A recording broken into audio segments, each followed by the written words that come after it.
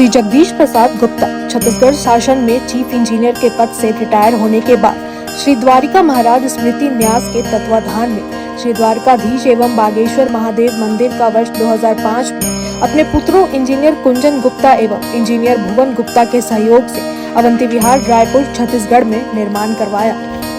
श्रीमद् भागवत कथा, राम कथा, गीता तत्व, वेदांत आदि के तात्पर्य को व्यासपीठ से कहने के कारण संतों द्वारा इन्हें आचार्य श्री जगदीश भी कहा जाता है। अपना संपूर्ण जीवन परमात्मा की सेवा में दिया उन्होंने परमात्मा भगवान श्री द्वारिकाधीश के दिव्य गुणों और कर्मों को लेकर अभी तक 15 ग्रंथ लिखे हैं, जिन ग्रंथों को भारतवर्ष के जगत गुरु और महापुरुष संतों के द्वारा आशीर्वाद प्राप्त हुआ है। अभी कठोपनिषद सरलतम बोध नामक ग्रंथ जो 7 विचारों में लिखा गया है।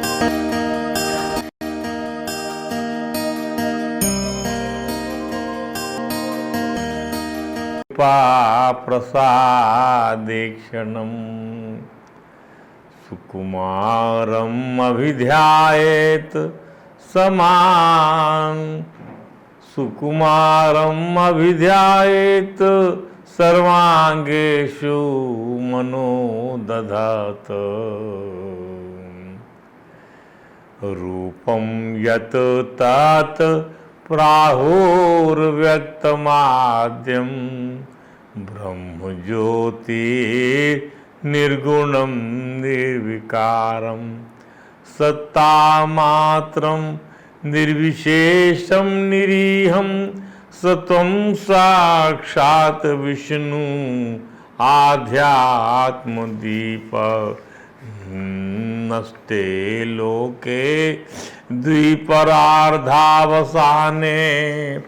महाभूतेषु आदिभूतं गतेषु व्यक्ते अव्यक्तं कालवेगेन याते भवाने कः शिष्यते शेष संज्ञः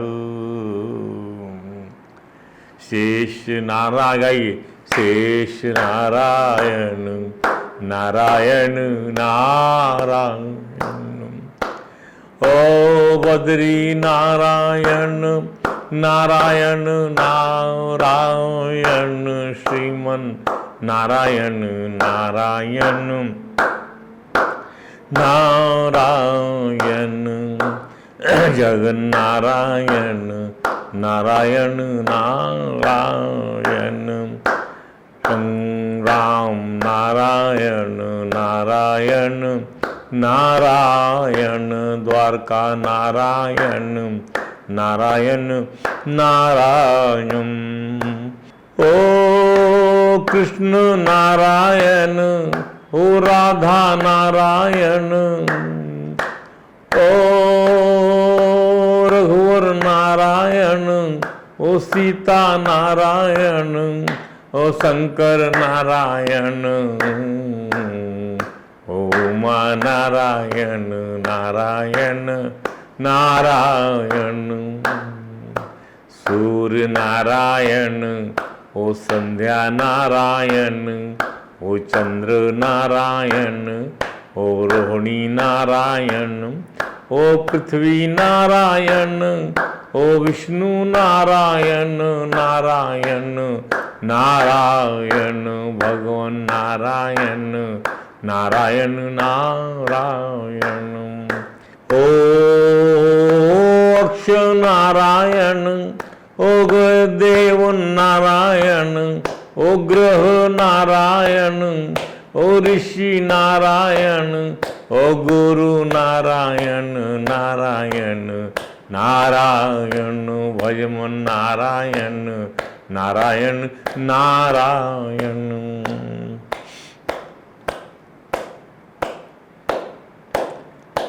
ओ गंगा नारायण ओ जमुना नारायण ओ विद्या नारायण ओ रेवा नारायण ओ गोदा नारायण नारायण नारायण श्रीमन नारायण नारायण नारायण सनत नारायण ओ नारद नारायण ओ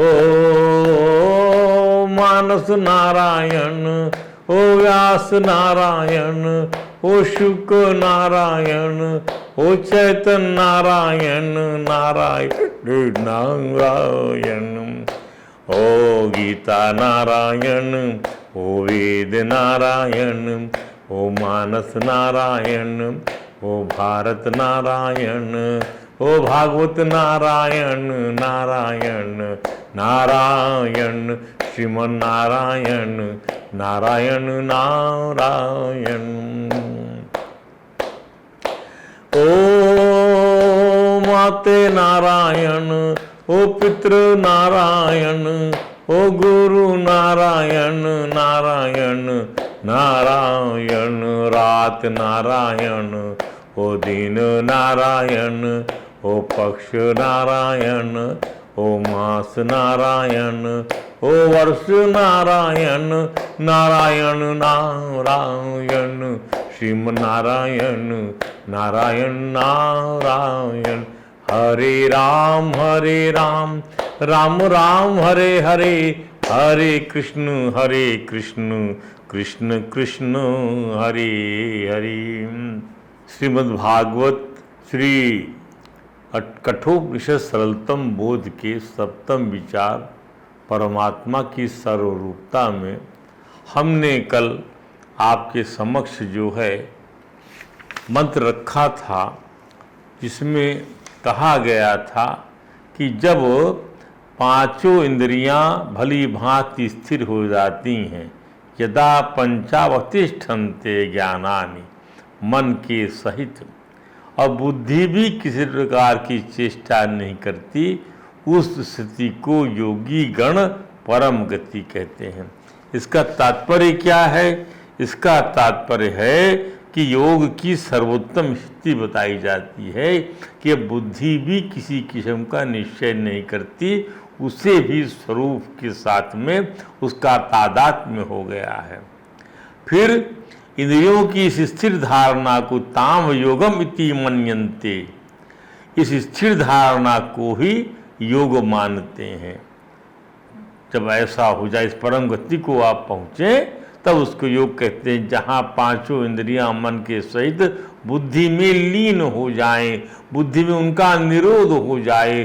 जब उनका निरोध बुद्धि में हो जाएगा, अब बुद्धि का निराश स्वरूप में निरोध हो जाए, उसको परम गति मानते हैं। परम गति तभी है ना जब बुद्धि का निरोध आत्मा में हो जाए। तो और इस स्थिति को साधक योग मानते हैं इसको, क्योंकि उस समय साधक अर्थात साधक में प्रमाद नहीं रह जाता, साधक में तमोगुण नहीं रह जाता, साधक में रजोगुण नहीं रह जाता। वह गुण अतीत होने के प्राय गुणातीत अवस्था में रहता है। तो उस समय ये योग उदय और अस्त होने वाला होता है। तो योग भौतिक योग ही प्रभाव, अर्थात परंतु यह योग जो हुआ उदय और अस्त होने वाला है। अतः परमात्मा को प्राप्त करने की इच्छा वाले साधक को निरंतर रहने का दृढ़ अभ्यास करते रहना चाहिए, क्योंकि उसमें अस्त होने का कोई प्रश्न ही ना पड़ सके, वो इंद्रियों से प्रभावित ना हो सके योग, क्योंकि इंद्रियों की स्फूर्णा जो रहती है वह स्फूर्णा उदय और अस्त होने वाली होती है। ऐसा जब वो हो जाए, इसलिए निरंतर अभ्यास की आवश्यकता होती है। इसीलिए कल हमने आपको इस कछुए का उदाहरण दिया था और ये भी कहा था कि इंद्रियों को विषयों से हटाने वाले साधक मनुष्य के भी विषय तो निवृत्त हो जाते हैं, पर रस निवृत्त नहीं होता। इसको भी हमने कल आपको समझाया था। क्या तो भीतर बुद्धि में रस रहता है, ऐसे इंद्रियों को विषयों से हटाने पर भी विषय तो निवृत्त हो जाते हैं, पर साधक के भीतर विषयों में जो रस बुद्धि सुख बुद्धि है वो जल्दी से निवृत्त नहीं होती। कितना मजा आया था, उसका स्वाद जब मिल रहा था, तो वह फल कहाँ है, वह खाना कहाँ है, वह कचौड़ी कहाँ है, वह रसगुल्ला कहाँ है, क्योंकि रस बुद्धि से रस नहीं जाता। यही संस्कार, यही रस का संस्कार बुद्धि ग्रहण कर लेती है। परंतु इस स्थित प्रज्ञ की जो रस बुद्धि निरंतर परमात्मा को प्राप्त करने की इच्छा वाले योग का, जब आप परमात्मा को प्राप्त करने की इच्छा करेंगे निरंतर, तो आपकी ये रस बुद्धि भी आपकी विषयों के रस से स्थान, विषयों का रस आपका जो है परमात्मा के रस में बदल जाएगा। ध्यान दीजिए, ये अभ्यास, इस रस बुद्धि से निवृत्त हो जाएंगे आप और स्थित प्रज्ञ ही हो जाएंगे। परंतु यह नियम नहीं है, परंतु स्थित प्रज्ञ होने से रस बुद्धि नहीं रहती। ध्यान दीजिए, फिर समझिए, रस बुद्धि से निवृत्त होने से आप स्थित प्रज्ञ हो गए? नहीं, स्थित प्रज्ञ होने से फिर रस जो है आपको केवल और केवल परमात्मा का सुहाएगा। अब पहले में क्या है? रस बुद्धि से निवृत्त होने से आप स्थित प्रज्ञ हो गए? नहीं हो गए, यह नियम नहीं है, क्योंकि परमात्मा का साक्षात्कार ही आपकी रस बुद्धि के रसमय संस्कार को हटा देगा, निकाल देगा, निवृत्त कर देगा। अब इसी प्रकार से इसको अपन इसकी विस्तृत विवेचना करते हैं। धर्मात्मा लोग, महापुरुष लोग पवित्र कर्म करने की हमको प्रेरणा देते हैं। कर्म निषिद्ध न हो, विहित कर्म ही किए जाएं। भगवान ऋषभ तो देह धारण की असद और दुखमय स्थिति के कारण ही गर्हित कर्म, निकृष्ट कर्म, विकर्म को ही मानते हैं। वो तो कहते हैं कि नूनम प्रमत्ता कुरुते विकर्मा यद इंद्रिय प्रीतय आपृणोति न साधु मन्येयत आत्मनोयम मसन्नपि क्लेशद आसदय। कौन उसको अच्छा कहेगा? इंद्रियों को संतुष्ट करने की दिशा से आप जो है कर्म करेंगे तो वो कर्म परमात्मा विषयक तो नहीं हुए, श्रेय विषयक तो नहीं हुए, क्योंकि प्रमत्त हैं आप यदि प्रमत्त हैं अर्थात आप साधक नहीं हैं, आपको आत्म तत्व की जिज्ञासा नहीं है, इसलिए इसको साधु नहीं कहा जा सकता, इसको कल्याणकारी नहीं कहा जा सकता। आपको जो है इससे आपका जो है आत्मा जो है वह बारंबार जो है चोला ग्रहण करता रहेगा। क्लेशद आस देह, उसको यह शरीर धारण करते चलना पड़ेगा, शरीर प्राप्त होता रहेगा, यही वो मूलभूत कारण है। इसलिए निषिद्ध कर्म ना करें। योग का अभ्यास करने वाले तो मन के बारे में ऐसा मानते हैं कि यह मन चबाए हुए को चबा रहा है, अर्थात अनंत जन्मों का कचरा इसमें संग्रहित है। अतः चिरकाल तक निरंतर महत्व बुद्धि पूर्वक अभ्यास के बिना चित्त एकाग्र नहीं हो सकता। अतः इसके लिए अभ्यास करना चाहिए। योग अभ्यास के लिए योग दर्शन में यम नियम से लेकर समाधि पर्यंत जो योग के 8 अंग बताए गए हैं उसका विवरण किसी भी प्रामाणिक ग्रंथ में, गीता, श्रीमद् भागवत, महर्षि पतंजलि के योग दर्शन में मिल जाता है। अब आइए अद्वैत वेदांत दर्शन, जिसके प्रणेता भगवान शंकराचार्य हैं, जिसको ब्रह्म विद्या भक्ति प्रधान निष्काम कर्मयोग के द्वारा श्रीमद् भगवद गीता में परात्पर भगवान श्री कृष्ण ने भी, श्रीमद् भागवत महापुराण में भगवान श्री सुखदेव जी ने अनेक गुरु से संवादों की विद्या से इसी अद्वैत वेदांत दर्शन को प्रतिपादित करते हुए ब्रह्म विद्या भक्ति प्रधान निष्काम कर्म को प्रतिपादित किया।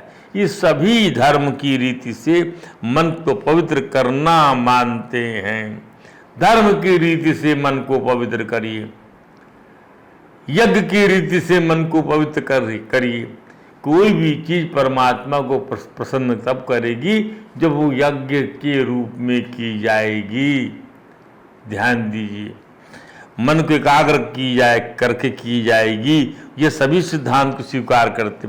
इंद्रियों को विषयों से लौटाकर उनको निरुद्ध कर देना, अंतःकरण की वृत्तियों को, इंद्रियों की वृत्तियों को और स्वयं दृष्टा के स्वरूप में दृष्टा का अव्यवस्थित हो जाना भी इस वेदांत दर्शन को मानने वालों को मान्य है। लेकिन आत्मा की अनेकता मान्य नहीं है, जगत की सतता मान्य नहीं है और ईश्वर की अन्यता मान्य नहीं। ध्यान दीजिए, आत्मा अनेक नहीं एक है।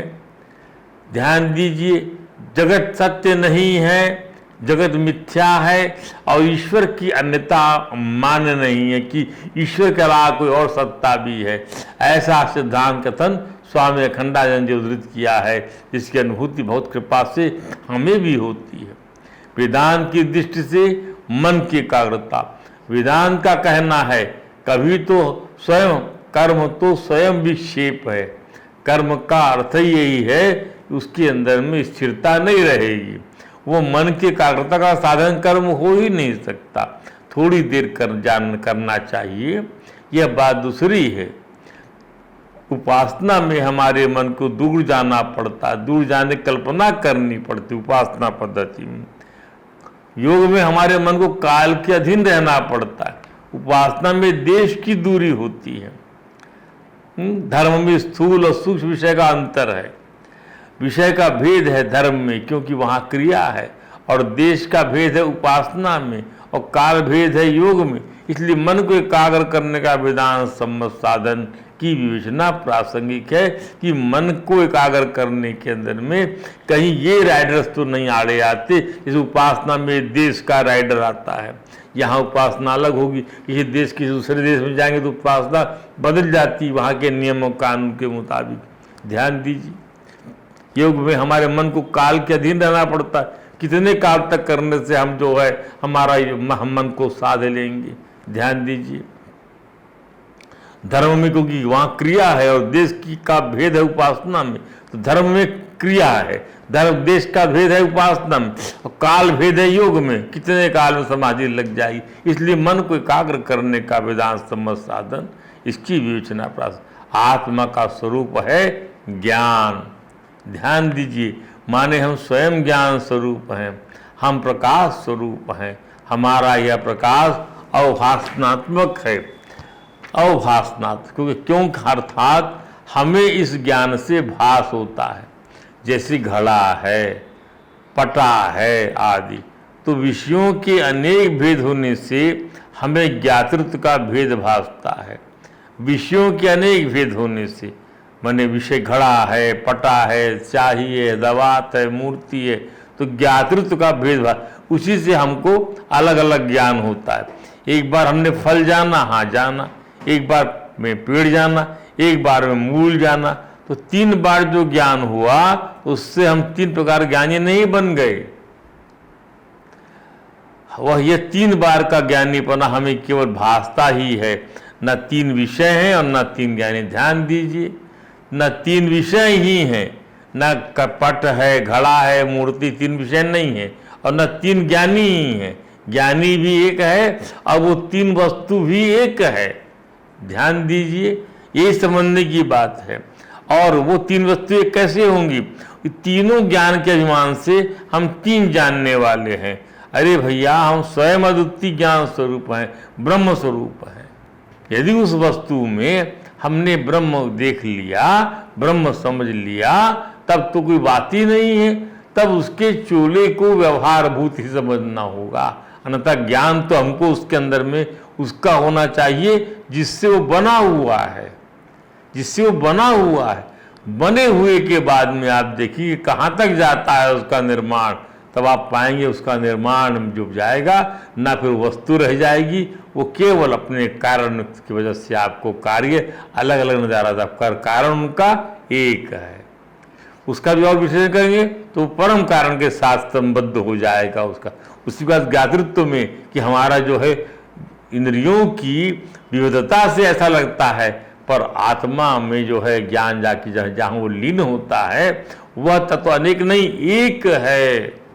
इसीलिए श्रीमद् भागवत में योगीश्वर पिपलायन ने परमात्मा के स्वरूप का ज्ञानोपदेश करते हुए महाराज ने से कहा क्या? सत्वं रजतमैतेत वेगम आदौ, सत्वं रजतमायते त्रिदेकं तद एकमादौ, एक था इस शुरू में, तीन भेद हो गए उसके, सतोगुणी बन गया, रजोगुणी बन गया, तमोगुणी बन गया। सूत्रम महानामिते प्रवदन्ति जीवम। जब सृष्टि का निरूपण करेंगे कैसे बनी थी सृष्टि, तब समझ में आएगा कि ये सत्वरतमयी प्रकृति का वर्णन किया गया उसी परमात्मा का सृष्टि के निरूपण करने के लिए। फिर उसी को ज्ञान प्रदान होने से महातत्व के रूप में है, सूत्रम महानामिति, और क्रिया प्रधान होने से सूत्रात्मा महाप्राण के रूप में, और जीव की उपाधि से, जीव की उपाधि होने से अहंकार के रूप में वर्णन किया। आ गया ना, क्या प्रकृति में क्षोभ हुआ, महतत्व बन गया, महतत्व क्षोभ हुआ, अहंकार बन गया, और अहंकार जो है उपाधि बन गया, किसका, तत्व का उपाधि बन गया वो अहंकार। अब आपका नाम जो है जीव हो गया। तो अहंकार, तो दूसरे शब्द जितनी भी शक्तियां हैं, तो ज्ञान क्रियार्थ फल रूप तयोर शक्ति, ज्ञान के रूप में महतत्व, क्रिया के रूप में सूत्रात्मा, और फल के रूप में समझ लीजिए अहंकार। तब इनकी जो शक्ति है, ब्रह्मैव भाति सदसच्चतयो परम या। तो जितनी भी शक्तियां, चाहे वो इंद्रियों के अधिष्ठान देवताओं के रूप में हो, चाहे इंद्रियों के रूप में, चाहे उनके विषयों के रूप में, अथवा विषयों के प्रकाश के रूप में, सबका सब ब्रह्म ही है। क्योंकि ब्रह्म की शक्ति अनंत है। इंद्रियों की अधिष्ठा जितनी इंद्रियां हैं, नेत्र इंद्रियों का अधिष्ठात्र देवता सूर्य है, ध्यान दीजिए। मुख का जो है अग्नि है, जिह्वा रस का जो है वरुण है आदि। तो इनके देवताओं का ये अलग अलग देवता के रूप में भास रहा है, पर क्या है, सबका सब ब्रह्म ही है, ब्रह्म से ही आया हुआ है। तो सबका सब ब्रह्म है। तो ब्रह्म भाति सतयो परम यत्। तो कहाँ तक कहा जाए, जो कुछ दृश्य अदृश्य कार्य कारण सत्य और असत्य है, सब कुछ ब्रह्म है, और इनसे परे जो कुछ है वह भी ब्रह्म ही। तयो परम यत्, उससे परे भी जो है वही ब्रह्म है। ध्यान दीजिए, इसी को भगवान कृष्ण ने उद्धव को समझाते हुए कहा था, देखो उद्धव, आकाश में उष्मा के रूप में, विद्युत के रूप में अव्यक्त भाव से स्थित है कौन, अग्नि। जब काष्ठ मंथन किया जाता है तब वायु की साथ वही छिपी हुई अव्यक्त अग्नि, पहले वह सूक्ष्म हल्की सी चिंगारी सी दिखाई पड़ती है, फिर व्यक्त होती है, फिर आहुति देते घी की तो वही चिंगारी प्रचंड रूप धारण कर लेती है। उसी प्रकार जिस परमात्मा का परोक्ष वर्णन किया जाता है इनडायरेक्टली, वे साक्षात अपरोक्ष है, प्रत्यक्ष हैं। वे ही निखिल वस्तुओं को सत्ता स्फूर्ति जीवन दान करने वाले हैं, वे ही मान्य परब्रह्म स्वरूप हैं। शब्द चक्र रूप से क्रमशः परा मूलाधार चक्र में अनाहत नाद स्वरूप, पश्चंती अर्थात मणिपुर चक्र में मनोमय वाणी रूप में नाभि प्रदेश में स्थित, मध्यमा विशुद्ध मानस चक्र में कंठ प्रदेश में स्थित, और वैखरी वाणी क ख वर्ण छोटी बड़ी मात्रा उदात अनुदात स्वर मुख में स्थित के रूप में प्रकट होते हैं। भगवान कृष्ण ने यही तो कहा उद्धव को, एवं गति कर्म गति विसर्गो घ्राणो रसोर्ग स्पर्शा स्तुतिश्च संकल्प विज्ञानम अथाभिमान सूत्रम रजा सत्तम उपकार अयम ही जीव त्रिविध योनि अव्यक्त एको वैसा साध्य विश्ली शक्ति बहुधैव भाति बीजान योनि प्रतिपद यद्वत। जैसे बीज से ही संपूर्ण झाड़ पत्ते फुनगी और फल फूल कली इत्यादि हो जाते हैं, वैसे ही ये सब ब्रह्म ही है। यह ज्ञान स्वरूप आत्मा है। इसके लिए वेदांत के जानकारों का कहना है, उसके ज्ञान के लिए कर्म की अथवा भावना की अथवा अभ्यास की कोई अपेक्षा नहीं। यह स्वयं ज्ञान स्वरूप है। इस अपने आप का, उस ज्ञानात्मा का अपने स्वरूप, अपने शांत आत्मा, अपने शांत स्वरूप का विचार करना चाहिए। ध्यान दीजिए कि इसके अतिरिक्त कोई अन्यथा विचार नहीं करना है। विचार क्षेत्र में जब हम प्रवेश करें तो समझना है कि न 5 विषय हैं, न 5 इंद्रियां हैं, केवल ज्ञान है। कौन सा विषय इंद्रियों में आवे, कौन सा इंद्रिय विषय, कौन सी इंद्रियां विषय में आए जाएं, और ज्ञान ही मन है। बहिकरण से 5 विषय भासते, बहिकरण से माने 5 इंद्रियां अलग अलग किस्म का उनका टास्क होने से आपको 5 विषय भासते हैं। और स्वयं ज्ञान जो है वो अपने स्वरूप को न जानकर परिच्छिन्नता की भ्रांति से अंतःकरण को सत्य अपना आपा देखता। ऐसी स्थिति में शुद्ध ज्ञान में सब अत्यंत मूल्यहीन है। स्वामी विद्यारण्य ने पंचदशी में इसको तुच्छ बताया, जिसे आजकल मूल्यांकन शून्य बोलते हैं। क्या कहते हैं वो? तुक्षा निर्वचनीया च वास्तवी चेच्चसौ त्रिधाम ज्ञेया माया त्रिभिर्बोधै शौतयुक्ति कलौकिकैः। माया श्रुति युक्त, माया श्रुति युक्ति लौकिक 3 प्रकार के ज्ञान से तुक्ष, अनिर्वचनीय और वास्तविक 3 प्रकार की जानना चाहिए। ध्यान दीजिए, माया श्रुति के ज्ञान से, युक्ति के ज्ञान से और लौकिक ज्ञान से क्या क्या है? श्रुति उसको तुच्छ समझती है, युक्ति से अनिर्वचनीय है, बता नहीं सकते, और लौकिक से लगता है कि वास्तविक है। माया 3 प्रकार से माया समझ में आती है। ये माया श्रुति उसको निकृष्ट समझती, क्षुद्र है माया, लगती कहाँ? लजाती है ज्ञान के समक्ष। और युक्ति से लगता है कि वो हम बता नहीं सकते, बोल नहीं सकते उसके बारे में, वाणी का विषय नहीं है माया। और युक्त अलौकिक रूप से भैया वास्तविक है, मेरा वास्तविक ये सब संपदा मेरी है।